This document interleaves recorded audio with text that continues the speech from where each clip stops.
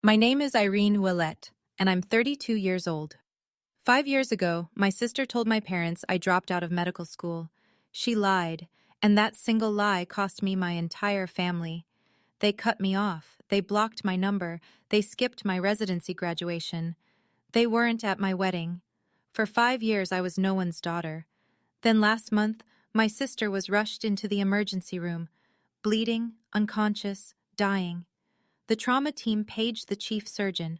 The doors opened, and when my mother saw the name on the white coat walking toward her daughter's stretcher, she grabbed my father's arm so hard it left bruises. Before we get into this, please take a moment to like and subscribe, but only if this story truly resonates with you. And drop your location and local time in the comments. I want to know where you are right now. Now let me take you back to the fall of 2019. To a kitchen table in Hartford, Connecticut, and the last time my father ever looked at me with pride. Growing up, there were two daughters in the Ouellette house, but only one who mattered. My sister Monica is 3 years older. She came out of the womb performing school plays, student council, the girl who could talk to any adult at any dinner party and make them laugh.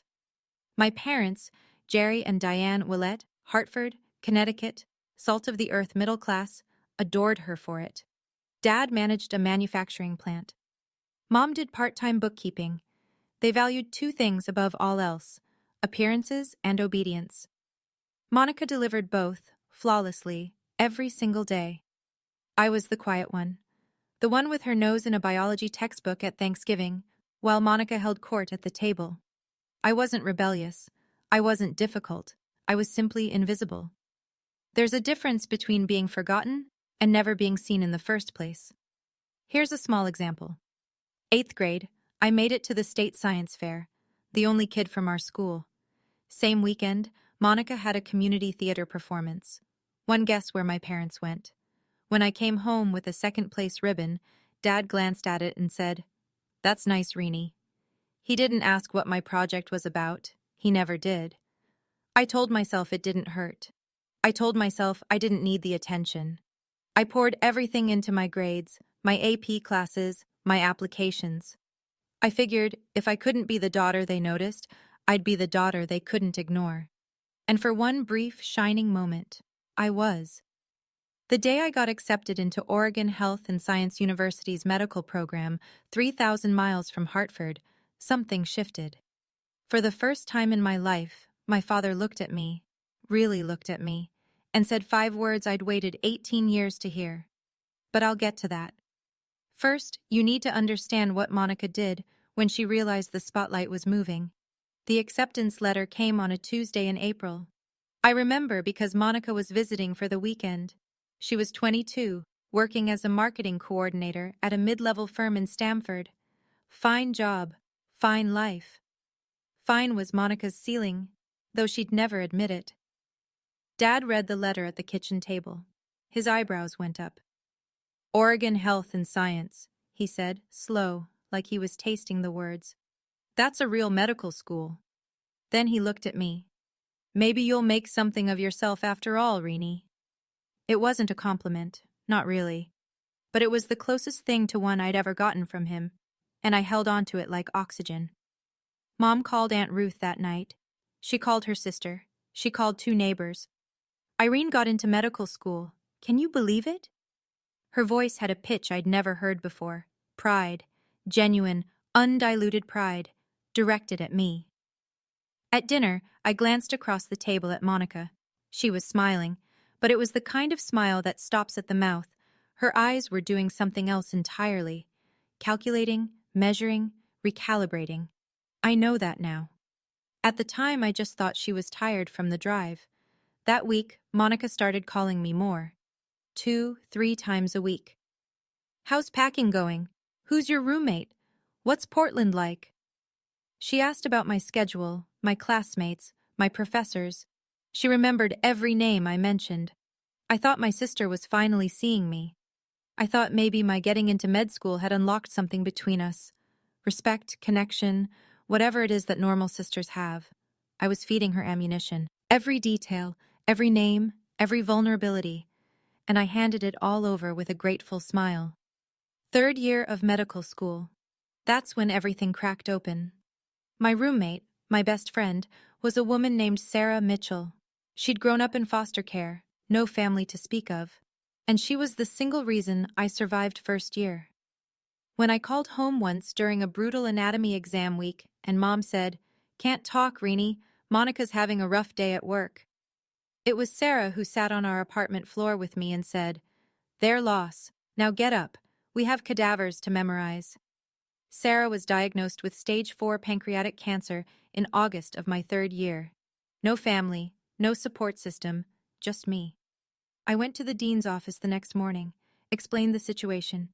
He approved a formal leave of absence, 1 semester, caregiver status, paperwork filed, spot held. I would come back in January. It was all documented, all legitimate. I moved into the spare bedroom at Sarah's apartment, drove her to chemo, held her hand in the oncology ward at 3 in the morning when the pain got so bad she couldn't breathe. I called Monica to tell her. I don't know why. Maybe I still believed she was the sister she'd been pretending to be. I told her about Sarah, about the leave, about the plan to return in the spring. Monica's voice was syrup. "Oh my God, Reenie, I'm so sorry. Take all the time you need. I won't say a word to Mom and Dad. I know they'd just worry." 3 days later, she called our parents. I don't know the exact words she used that night.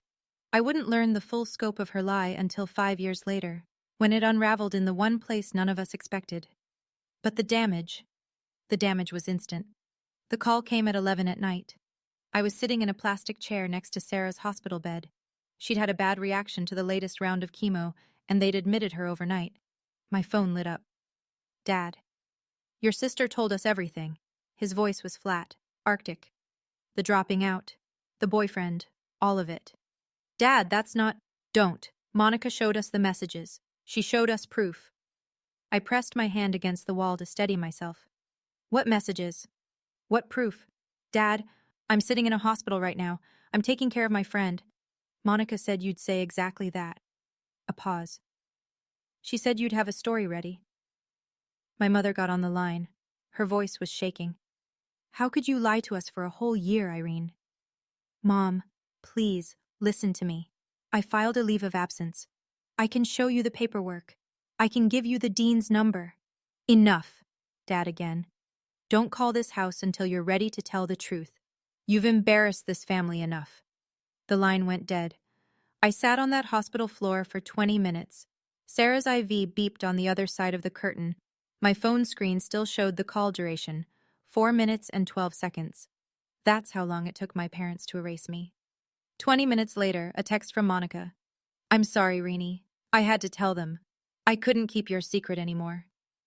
She wasn't sorry. She'd just executed the most precise strike of her life, and she'd done it with a broken heart emoji as a signature.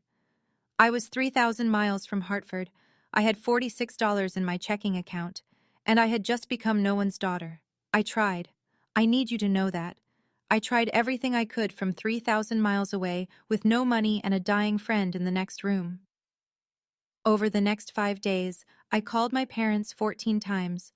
The first 3 went to voicemail. By the 4th, Dad's number was blocked. Mom blocked me 2 days later.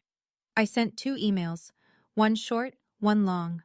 The long one had my leave of absence paperwork attached as a PDF. I included the dean's direct phone number. I included Sarah's oncologist's name. I gave them every piece of evidence a reasonable person would need. Neither email got a response. I wrote a handwritten letter. Mailed it priority from Portland. 5 days later, it came back. Returned to sender, unopened. I recognized my mother's handwriting on the envelope. I called Aunt Ruth, Dad's younger sister, the only person in our family who'd ever treated me like I mattered equally. Ruth called Dad that same evening. I know because she called me back 40 minutes later, voice heavy. "He told me to stay out of it, sweetheart. He said you've made your bed." Ruth tried to tell him about the leave of absence. Dad hung up on her. 5 days, 14 calls, 2 emails, 1 letter, 1 intermediary. All of it, every single attempt, rejected, blocked, or returned. And here's what sealed it. This wasn't new. This was the pattern of my entire life, compressed into its most brutal form. Every science fair they skipped, every recital they forgot, Every time Monica's version of events was accepted without question while mine was dismissed. This was just the final, loudest iteration. On the sixth day, I stopped calling. Not because I gave up, because I realized they had chosen a long time ago. Monica just gave them permission to stop pretending. Sarah died on a Sunday morning in December. Quiet. Just the beep of the monitor going flat and the pale winter light through the hospice window. I was the only one in the room. No one from my family called. No one knew. The one person I'd told, Monica, was too busy tending to the lie she'd planted to care that the reason for my leave of absence had just stopped breathing. I organized a small funeral. 6 people came. Sarah's former foster sister drove up from Eugene, a couple of classmates, a nurse from the oncology ward who'd grown fond of her. I stood at the front of a chapel that could hold 60 and read a eulogy to rows of empty pews. I didn't cry, not because I wasn't broken, because I'd been crying for 3 months straight and there was nothing left. That night, I sat alone in Sarah's apartment, our apartment. Her coffee mug was still on the counter, her jacket still hung by the door. I opened my laptop and stared at the application to re-enroll for the spring semester. Then I found it. Tucked inside Sarah's copy of Grey's Anatomy, our running joke, she'd bookmarked the chapter on the pancreas with a yellow sticky note that said, "Rude," was a card. Her handwriting, shaky but deliberate. "Finish what you started, Irene. Become the doctor I know you are. And don't you dare let anyone, especially your own blood, tell you who you are." She'd written it weeks before she died. She knew she wouldn't be there when I needed the push. I closed the laptop, opened it again, filled out the re-enrollment form. 2 options, crumble or climb. I chose to climb, not for my parents, not for revenge, for Sarah, and for the version of myself she believed in. I went back in January. No family support, no safety net. I picked up extra student loans, took a part-time research assistant position, and ate hospital cafeteria leftovers more times than I'll ever admit. Medical school doesn't care about your personal life. Anatomy exams don't pause because your family disowned you. 12-hour clinical rotations don't get shorter because you cried in the supply closet at 2 in the morning. So I stopped crying and started working. I worked like my life depended on it, because in a way, it did. I graduated on time. No one from Hartford came. I matched into a surgical residency at Mercy Crest Medical Center, back on the East Coast, a Level 1 trauma center, one of the busiest in Connecticut. That's where I met Dr. Margaret Thornton. Maggie. 58 years old, chief of surgery emeritus, built like a steel cable wrapped in a lab coat. She became the mentor I desperately needed, and the mother figure I'd lost. 3rd year of residency, I met Nathan Caldwell. He was a civil rights attorney doing pro bono work at a community clinic near the hospital. Calm eyes, dry humor. The first person I told the full story to who didn't flinch, didn't pity me, didn't try to fix it. He just listened. Then he said, "You deserve better." 4 words. That was enough. We got married on a Saturday afternoon in Maggie's backyard. 30 guests. Nathan's father walked me down the aisle. I'd sent an invitation to Hartford. It came back the way my letter had, unopened. Aunt Ruth was there, though. She cried enough for 2 parents. After the ceremony, Maggie handed me a sealed envelope. "A nomination," she said. "Don't open it yet, you're not ready." I tucked it in my desk drawer without asking questions. 5 years passed. I became someone they wouldn't recognize. Now, I need to pause here for a second. If you've ever been in a situation where your family refused to hear your side, where the truth didn't matter because someone else's lie was louder, drop a fire in the comments. And if you think my parents are going to regret this, type karma. Let's keep going. Because what happened next, even I didn't see it coming. January, present day. I'm 32 years old. I'm the chief of trauma surgery at Mercy Crest Medical Center. I have a house in the suburbs with a porch that gets good morning light, a husband who makes me laugh every day, and a golden retriever named Hippocrates, Hippo for short, who has never once judged me for eating cereal at midnight. It's a good life, a real one, built brick by brick with my own hands. But there's a specific kind of ache that never fully fades. It lives in the hollow space between your ribs, right where a family is supposed to be. I don't wake up crying anymore. I don't check my phone hoping for a Hartford area code. But every Thanksgiving there's a moment, just a flash, where I set the table and count the plates and feel the absence like a phantom limb. Aunt Ruth still calls every Sunday. She's my thread back to that world. I never ask about them, but I always listen when she volunteers information. Mom and Dad are healthy. Monica got divorced 2 years ago. She's selling medical devices now. The irony is not lost on me. Last week, Ruth called with something different in her voice. Cautious. Irene, there's something I need to tell you about Monica. Something concerning. Before she could finish, my hospital pager went off. Trauma activation. I told Ruth I'd call her back. I never got the chance, because what Ruth was trying to tell me was already on its way, hurtling down I-91 at 60 miles an hour in a sedan that was about to run a red light, and within the hour, the thing Ruth was warning me about would be lying on my operating table, bleeding out, with my parents in the waiting room and my name on the chart. I just didn't know it yet. Let me back up. Because what Monica did wasn't a single lie, it was a campaign. Ruth had been feeding me pieces over the years, reluctantly, carefully, like she was diffusing a bomb one wire at a time, and the picture she painted was worse than I'd imagined. For 5 years, Monica maintained the narrative. At every Thanksgiving, every Christmas, every family gathering, she performed the role of the grieving older sister.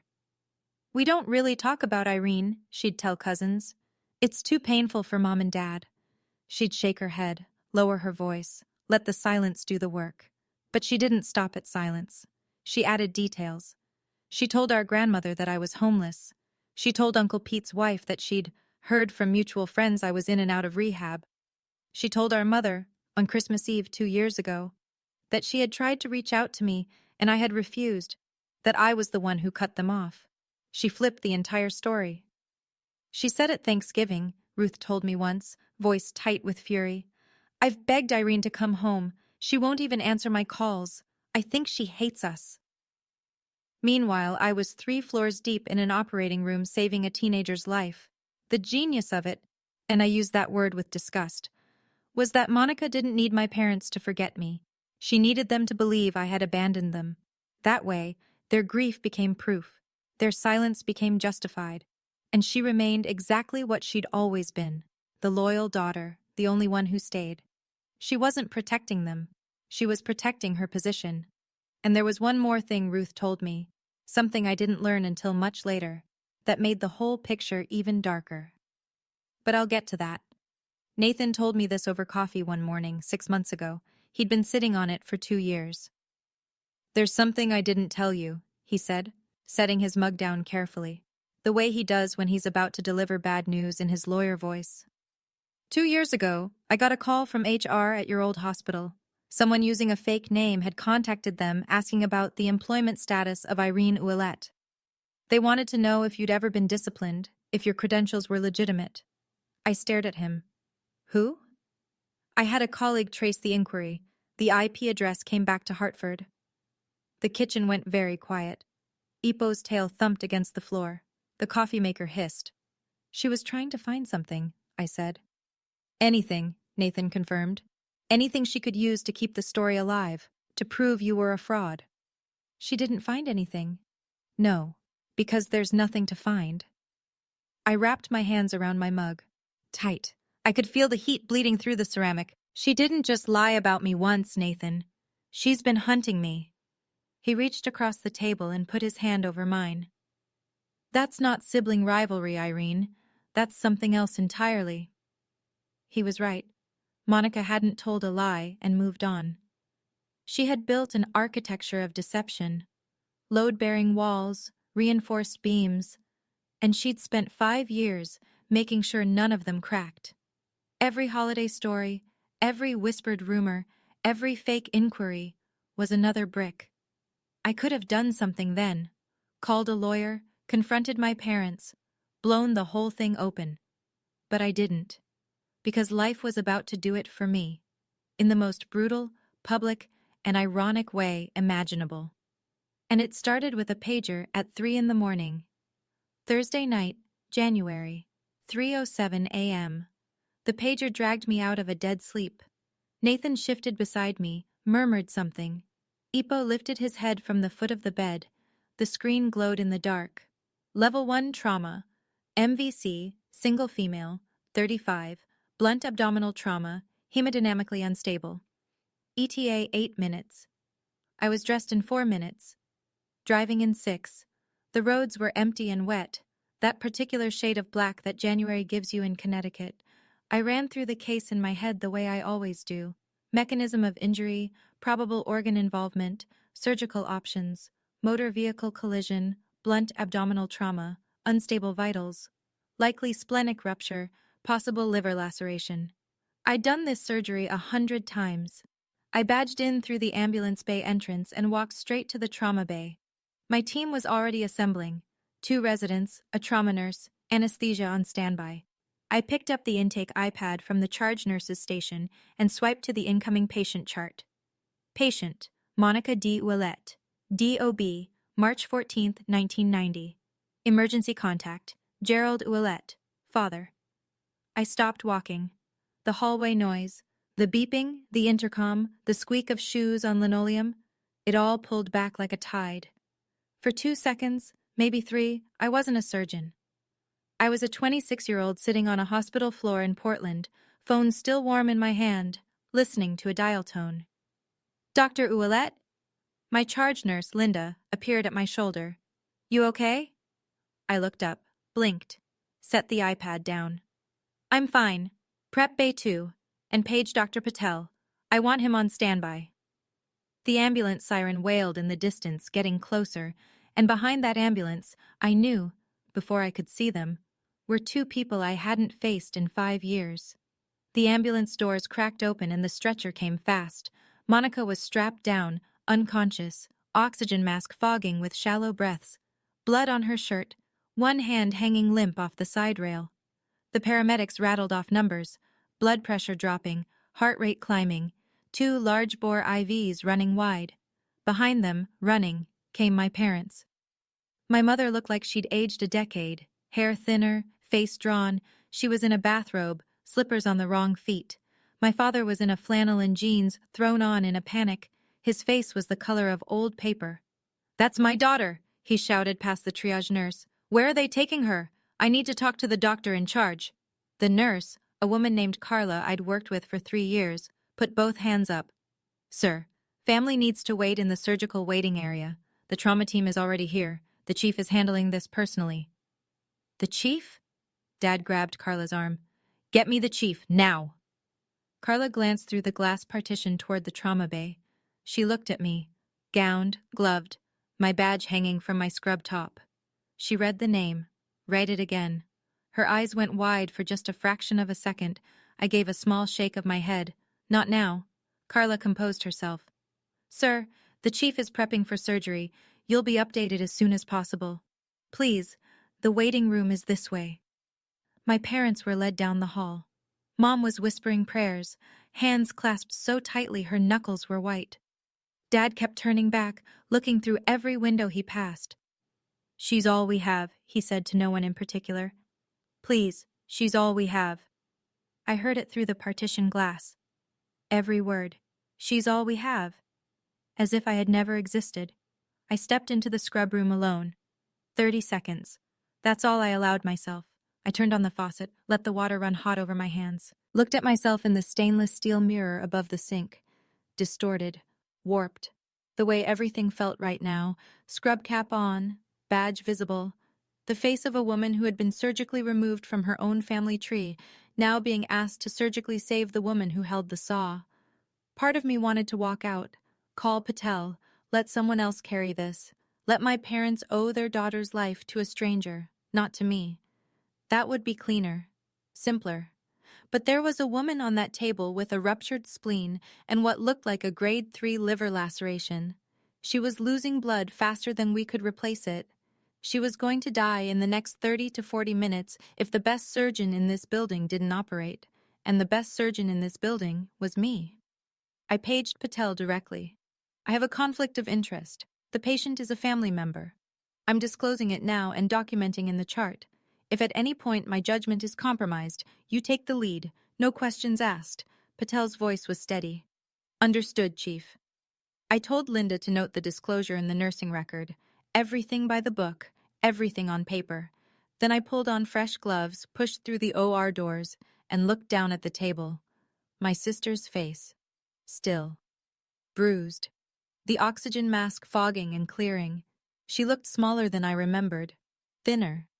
There were worry lines around her eyes that hadn't been there 5 years ago. For 3 seconds, she wasn't the woman who destroyed my life. She was a body on my table, and that was exactly how I needed her to be. Let's go, scalpel. 3 hours and 40 minutes. That's how long it took to rebuild what the steering column and the red light had torn apart. Ruptured spleen. We took it out. Grade 3 liver laceration. We repaired it with precision sutures, layer by painstaking layer. Internal bleeding from 2 separate mesenteric vessels. Clamped, cauterized, controlled. I didn't speak unless I needed to. Suction, clamp, lap pad, retract. My hands moved the way they've been trained to move. Steady, deliberate, fast when speed mattered and slow when precision mattered more. The residents watched. They always watched during my cases, and I could feel their attention sharpen when the liver repair got tricky. I didn't falter. I couldn't afford to. At 6:48 a.m., I placed the final closing stitch. Monica's vitals were stable. BP normalized. Output clear. She was alive. Dr. Patel, who'd been standing silently in the corner the entire time, pulled his mask down. Irene, he said quietly. That was flawless. You want me to talk to the family?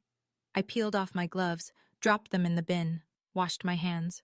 Automatic, methodical, the same way I'd done it 10,000 times before. No, I said. This one's mine.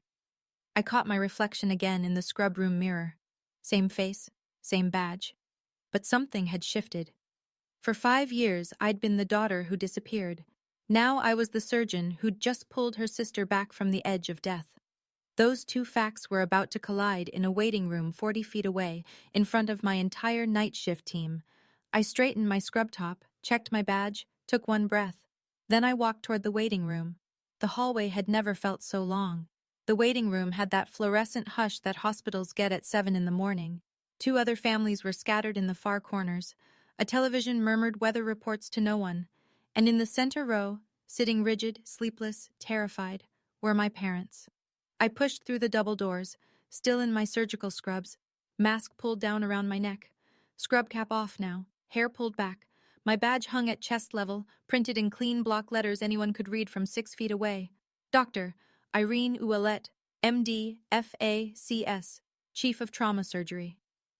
Dad stood first. He always stood first. It was a reflex, the need to be in charge. Doctor, how is she? Is Monica? He stopped. His eyes had dropped to my badge, then rose to my face, then dropped to the badge again. I watched the recognition move through him like something physical, a tremor that started in his hands and climbed to his jaw. Mom looked up a half-second later. Her lips parted. No sound came out. Her right hand shot to Dad's forearm and clamped down, fingers digging into the flannel of his sleeve with a force that I would later learn left 4 bruises shaped like fingertips. 5 seconds of silence. 5 seconds that held 5 years. I spoke first. Calm, clinical. The same voice I used to address every family in this room. Mr. and Mrs. Ouellette. I'm Dr. Ouellette, Chief of Trauma Surgery. Your daughter Monica sustained a ruptured spleen and a grade 3 liver laceration in the accident. Surgery was successful. She's stable and currently in the ICU. You'll be able to see her in approximately 1 hour. Mr. and Mrs. Not Mom and Dad. I watched that land. I watched it cut. Behind me, through the glass partition, Linda and 2 nurses were watching. They knew. By the look on their faces, they'd already put it together. My mother moved first. She took a step toward me, arms lifting, a sob already breaking through her chest. Irene? Oh my God. Oh my God. Irene. I stepped back. Half a step. Polite. Unmistakable. She froze. Her hands hung in the air between us. Then slowly, painfully, dropped to her sides. Dad's voice came out like gravel dragged over concrete. You're a doctor. I am. You're the chief. I am. But Monica said what exactly? He closed his mouth, opened it, closed it again.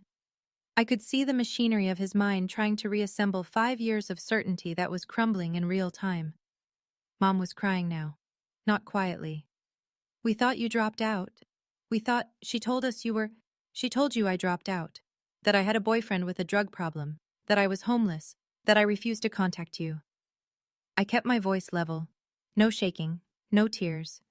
I had rehearsed this moment 1,000 times in the shower, in the car, in the dark before sleep. I never thought it would happen in surgical scrubs under fluorescent lights. None of it was true. Not a single word. Through the glass behind me, I could see Carla press a hand to her mouth. A resident, Dr. Kimura, second year, looked away, jaw tight. Linda set down her clipboard and stared. Dad tried to redirect. Old instinct. "This isn't the time or place, Irene. Your sister is in the ICU. I know. I just spent 3 hours and 40 minutes making sure she survives. So yes, Dad. I'm aware of where she is." He had nothing. For the first time in my life, my father, a man who had never been at a loss for a decree, had absolutely nothing. The silence was doing the work I never could. 5 years of blocked calls, returned letters, ignored emails, none of it had made a dent. But standing here, alive and accomplished and wearing the proof on my chest, that was louder than anything I could have written in a letter. Mom reached for the back of a chair to steady herself. "The letters," she whispered. "You said you sent letters." 2 emails with my leave of absence paperwork attached. 1 handwritten letter, mailed priority. You sent it back unopened. I recognized your handwriting on the envelope. She pressed her fist against her mouth. Dad stared at the floor. "I called 14 times in 5 days. I asked Aunt Ruth to talk to you. You told her to stay out of it." I wasn't accusing. I was reciting. These were facts, and facts don't need volume. Then Linda appeared at the door. She didn't know the full story. Not yet, but she had hospital business. "Dr. Ouellette, I'm sorry to interrupt." The board chair saw the overnight trauma log. He asked me to pass along. "The Physician of the Year Selection Committee sends their congratulations on tonight's surgical outcome." Linda said it the way she'd say anything routine. She had no idea she'd just detonated a second bomb. Mom looked at me, eyes swollen, mascara gone, bathrobe still on. "Physician of the Year? It's an internal recognition, it's nothing." I turned to Linda. "Thank you. I need to check post-op vitals. Excuse me." I walked toward the ICU corridor, measured steps, spine straight. I didn't look back, but I heard my mother's voice behind me, small and ruined. "Jerry, what have we done?" And I heard something I'd never heard before. My father, saying nothing.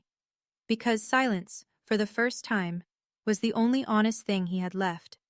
4 hours later, ICU, room 6, monitor beeping in rhythm, morning light angling through the blinds. I walked in for the standard post-op assessment. Vitals, drainage output, wound check, routine. Except nothing about this was routine. Monica's eyes were open, glassy, unfocused from the anesthesia, but open. She blinked at the ceiling, blinked at the IV pole. Then her gaze tracked sideways to me. She squinted.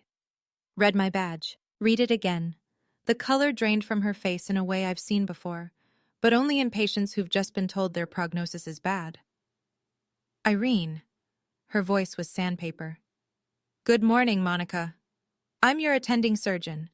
You sustained a ruptured spleen and a grade 3 liver laceration from the accident. Surgery went well. You're going to make a full recovery. You're a doctor. Not a question. A reckoning. I'm the chief of this department, have been for 2 years. I watched it happen. The same spectrum Dad had gone through, but slower, because Monica was processing it through a morphine drip and what I suspect was dawning terror. Confusion first, then disbelief, then fear. And then, there it was, the expression I'd seen my whole life, the quick flicker behind the eyes, calculation. Even now, lying in a hospital bed with my sutures holding her liver together, Monica was trying to figure out how to spin this. "Irene, listen, I can explain. You don't need to explain anything to me." I nodded toward the glass door, where 2 figures stood in the hallway, watching, faces wrecked, eyes red. "You need to explain it to them." I updated her chart, checked the drain, left without another word. I didn't stay to hear what happened next, but the entire ICU floor heard it. Monica's room wasn't soundproof, and neither was the truth. Okay, I have to stop here for a second. What do you think Monica told my parents when they walked into that ICU room? Option A. She finally tells the truth. Option B. She doubles down on the lie. Option C. She plays the victim. Again. Drop your answer in the comments. And if you haven't subscribed yet, now is the time. Because the next part of this story is where everything comes crashing down. I learned what happened from Linda, who heard it from the ICU nurse, who heard it through the glass. If you guessed option C, congratulations. You know my sister. The moment my parents walked in, Monica started crying. Big, heaving sobs that pulled at her stitches and made the heart monitor spike. Mom, Dad, you have to believe me. I never meant for it to go this far. I was scared for her. Dad stood at the foot of the bed. His voice was barely controlled. Monica, Irene is a surgeon. She's the chief of trauma surgery at this hospital. I didn't know that. She said she sent letters, emails. She called 14 times. She asked Ruth to intervene. Mom's voice was flat, hollow. Is that true? She's exaggerating. You know how she... Ruth tried to tell us. Dad again, and this time his voice cracked. Not from sadness, but from the structural failure of everything he'd believed for 5 years. 2 years ago, Ruth called and said Irene was in residency. A surgeon. You told us Ruth was lying, that she was just trying to cause drama. Ruth doesn't know the whole story. What is the full story, Monica? Mom, screaming. In an ICU. The nurse at the station outside flinched. 2 rooms down, a patient's visitor looked up from their phone. And Monica, backed into a corner, IVs in both arms, my sutures in her abdomen, did what she always does. She pivoted from defense to offense. Fine, she's a doctor. Good for her. But she abandoned this family. She never called... Because we blocked her number, Monica. Dad's hand was on the bed rail, knuckles white. Because you told us to. The heart monitor beeped. The IV dripped. And Monica, for perhaps the first time in her adult life, had no script. Aunt Ruth walked into the ICU at 9:45 that morning. I'd called her from the scrub room after surgery, not to summon her as a weapon, but because Monica was her niece, too, and Ruth deserved to know. But Ruth came prepared. 5 years of silence will do that to a woman with a filing system and a long memory. She didn't sit down, didn't hug anyone. She stood in the middle of that room and said, I've been waiting 5 years to have this conversation, and I'm not waiting 1 more minute. She pulled out her phone, opened a folder she'd labeled, I found out later, Irene, proof. Inside, screenshots of every email I'd sent my parents in those first desperate days. The PDF of my leave of absence from OHSU, signed by the dean, stamped with the registrar's seal. My re-enrollment confirmation. A photo of my residency graduation, me in a cap, holding the diploma. Aunt Ruth next to me, the only family member in the frame. She held the phone out. Mom took it with trembling hands. And here, Ruth said, swiping to a text thread. This is from Monica, sent to me 4 years ago. She read it aloud. Don't tell Mom and Dad about Irene's residency. It'll just confuse them. They're finally at peace.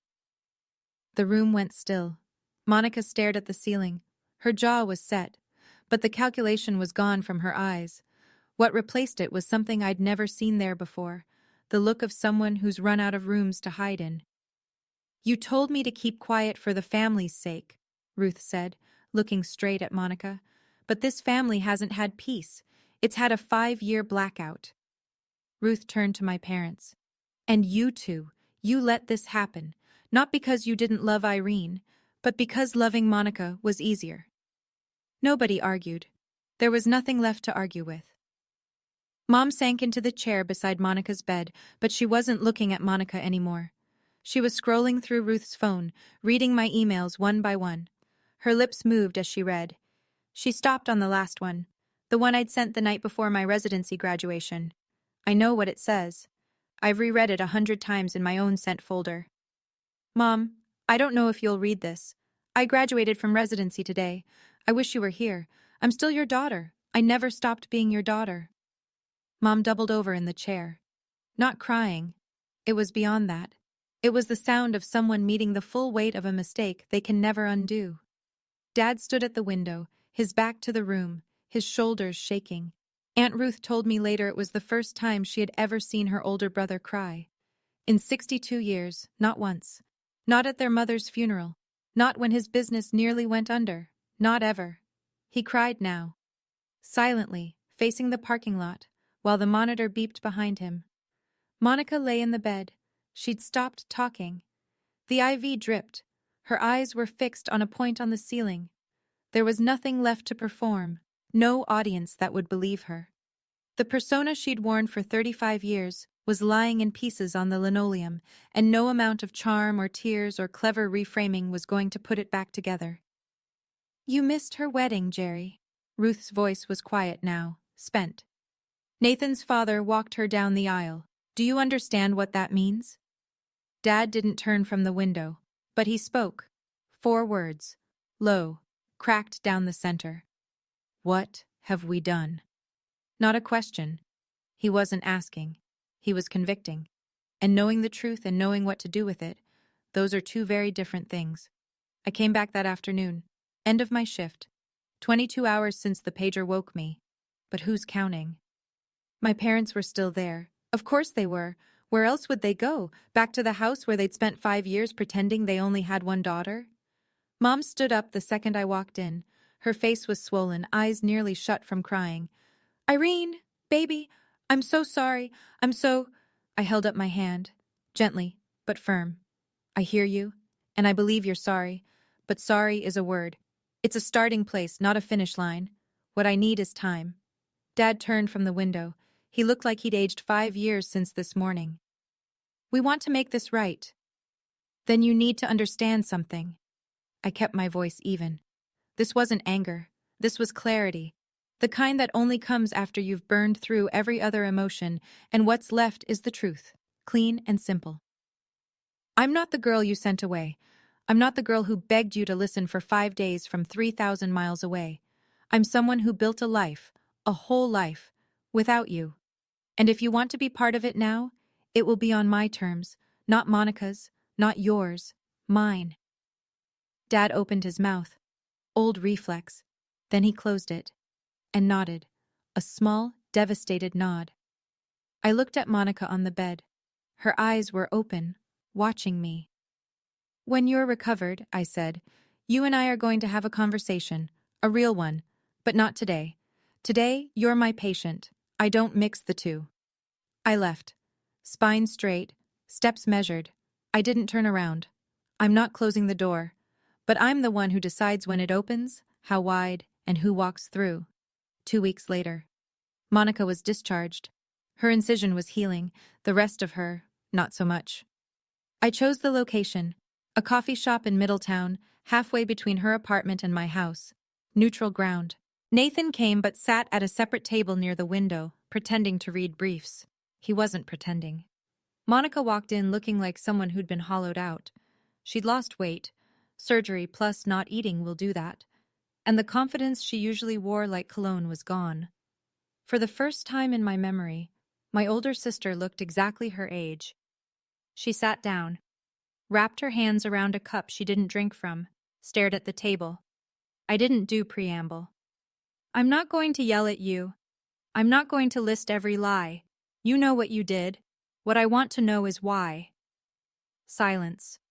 Long enough that the barista called someone's name and it echoed off the walls. Then quiet. Because you were going to be everything I wasn't. And I couldn't handle it. I let that sit. That's honest. First honest thing you've said to me in 10 years. I'm sorry, Irene. I know you are. But sorry doesn't give me back the years. Sorry doesn't put Dad at my wedding.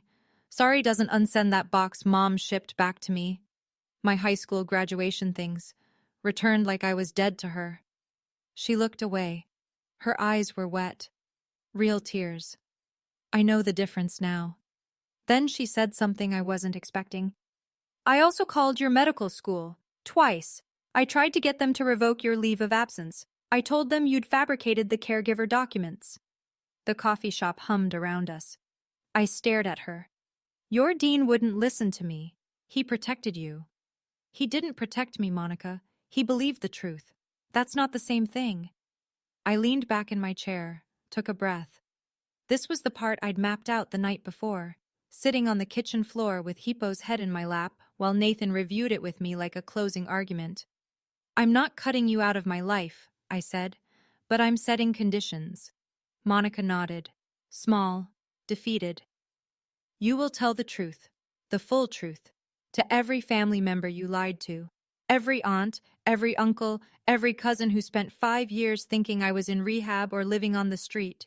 You will correct every single story. I will. And you'll do it in writing. An email to the family group, all 47 people. Ruth will confirm everyone receives it. Another nod. I met with my parents separately the following week. Nathan drove me. We sat at their kitchen table, the same table where Dad had read my acceptance letter all those years ago. The same table where Monica had smiled with just her mouth. I'm open to rebuilding, I said. But I need you to go to family counseling, both of you. Not for me, for yourselves. You need to understand why you believed a lie about your own daughter and never once picked up the phone to check. Dad's jaw tightened. We don't do that in this family. That's exactly why we're here, Dad. Mom put her hand on his arm, gently. Jerry, please. He looked at her. Looked at me. Something behind his eyes cracked. Not open, not yet, but cracked. Fine. I stood to leave, then turned back. One more thing. Nathan's father walked me down the aisle. That happened. We can't undo it. But if you want to know your future grandchildren, you start now. Not with grand gestures, with consistency. Apologies expire, boundaries don't. That's the difference between sentiment and structure. 1 month later, the Physician of the Year Gala, 200 people in the ballroom of the Hartford Marquis Hotel, surgeons, department heads, hospital administrators, donors, board members, crystal glasses clinking, name tags on lanyards, a string quartet playing something classical that nobody was listening to. I wore a simple black dress. Nathan was at a front table, looking like he'd been born in a suit. Maggie Thornton sat beside him, arms crossed, the faintest smile on her face, the one she reserves for moments she's been engineering for years. The MC stepped to the podium. This year's Physician of the Year, a surgeon whose clinical excellence, composure under pressure, and commitment to her patients have set a new standard for this institution. Dr. Irene Ouellette, Chief of Trauma Surgery. Applause, standing ovation from the surgical staff who'd seen me work. I walked to the stage, spotlight warm, podium solid under my hands. I kept it short. 5 years ago, I almost quit. Not because I couldn't do the work, but because I lost the people I thought I needed to keep going. What I learned is that the people you need aren't always the ones you're born to. Sometimes they're the ones who choose you. I looked at Maggie, at Nathan, at my team in the 3rd row. Then I looked at the back of the ballroom, last row. 2 seats Ruth had quietly arranged. My parents, Mom in a navy dress she'd probably bought that week, Dad in a tie he clearly hated, both sitting with their hands in their laps, looking up at the stage with expressions I can only describe as grief and pride waging war on the same face. And sometimes, I said, the ones you're born to find their way back, late, but here. Mom covered her mouth. Dad stood. Applause filled the rest. After the gala, Dad found Nathan near the coat check. He stood in front of my husband for a long moment. I owe you an apology. I should have been the one. Nathan, gracious to his core, extended his hand. With all due respect, sir, you should have been a lot of things, but we're here now. They shook hands,